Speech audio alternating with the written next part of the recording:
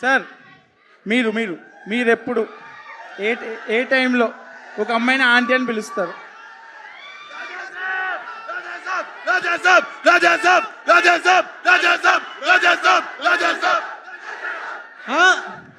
మీరు అడుగుతున్నారు కాబట్టి రాజాసాబ్ డేట్ చెప్పేస్తారు ఇప్పుడు.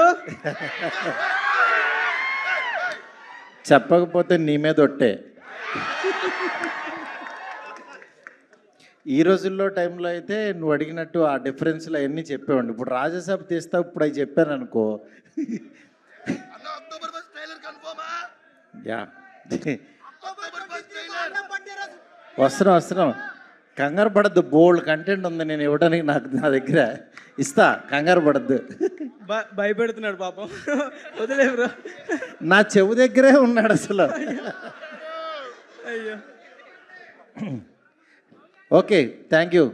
ఏం చెప్పాలి ఇప్పుడు? సార్ మీరు ఏ ఆంటీ అని ఎప్పుడు అనాలనిపిస్తుంది? ఎప్పుడు అనాలనిపిస్తుందా?